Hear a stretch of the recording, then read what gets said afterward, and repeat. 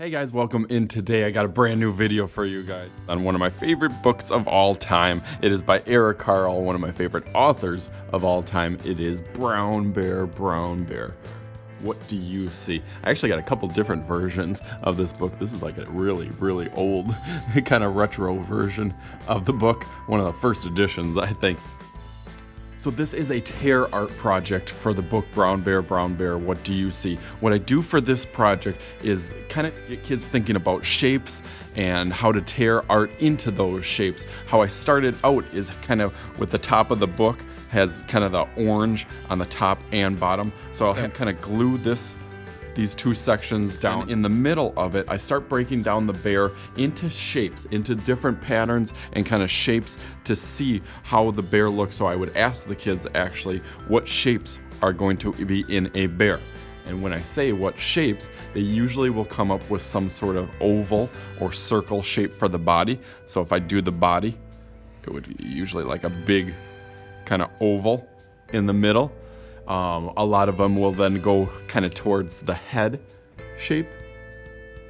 Would be kind of like a circle onto there. So the circle kind of sits on one of the sides of the oval. And then I'll ask them kind of what is missing onto our bear. Usually we talk about the paws or kind of the legs on there and what shape would there. Sometimes they say oval, sometimes they say a rectangle on the bottom, so a lot of times I'll do 4 of those rectangles. They often will look onto the bear for the ears, circles for the ears on the top, so maybe a circle on this side and a circle on this side. And remember, anything that we're doing, we're actually going to be tearing out the paper. So I'll have my brown colors and shades of brown, but remember this brown is going to go kind of on top of this. So this is just kind of a practice first so we see where that paper goes. But we got pretty good bear right here. What are we missing on it? I think we talk about the tail. Sometimes I can even flip over the back of my book and it has this little circle tail on the back of that. We talk a little bit about a face just so that they can get kind of a practice of our bear face. So we'll have kind of eyes as circles and then its nose in the middle of that. And then for my bear mouth, I kind of do like a J with a backwards J. You can put the circle in the middle of the eye also. That we're working on is kind of tearing the art into different shapes. So I'll give them these little squares, but they can't just put this square onto there because that doesn't look like a bear at all. We want to try to match some of those shapes. So I'll start with kind of that oval shape onto there. As I tear it out, I always tell kids to use their little pinchers on there and kind of pinch it and pull.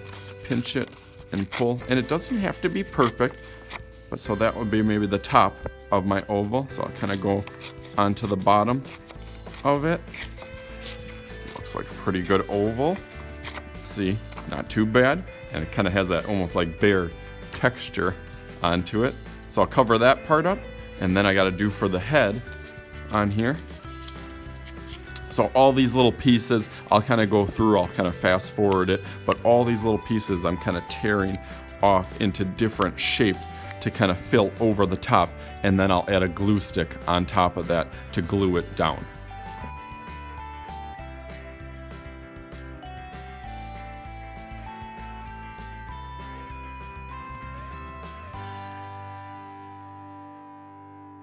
All right, so just like that, I got my bear all covered up. You really can't see my pencil anymore. Got his ears on there, got his head, his tail, some of his legs. Now I can kind of start to add some of the, make sure that you cap your glue stick onto there. You can see I didn't use too much glue stick. If you want, if some of your pieces are kind of rolling up on the side, you can always flip it over. And like I say, give it a little back rub. And that makes it set on there a little bit better. So we still got lots of room. So our next task is to kind of get it on to looking a little bit more like a bear, and more of those details will help. We can add some of the feet or the claws on there. We can add the face onto there. We can even add some kind of texture. You can see The bears have kind of different texture. If you wanted to add a crayon or a colored pencil onto some of the fur onto there, you could use Sharpie for doing some of the eyes and the nose and the mouth that we talked about. You could even do some of the claws or their little paws onto there. So that's just for the bear. And then think about like where a bear would live. So we can think about different environments and habitats of where a bear would live. A lot of kids would say outside. So sometimes I'll maybe do a tree or a cave and a sky. So I'm gonna show you a quick example of how you can turn this. Then your next step would be to turn it into this. Would be my kind of final project. You can see you can put your name on the top of it. I have my bear, put my little face onto there, put my little tree or design. So really there's no white because this isn't a polar bear, so we can't have too much snow in the background of this, so we got to fill up all the white space. So I put a little cave back there for him to hide in, put a little tree on there. I think I even had a little squirrel hole. Yeah, a little circle onto there. Put my little paws or claws on the bottom of there. And that is it. So again, hopefully you guys enjoyed this little project for Brown Bear, What Do You See in a tear art version. Again, I am Mr. Shooty. This is Mr. Shooty's art class, and we will talk to you guys later.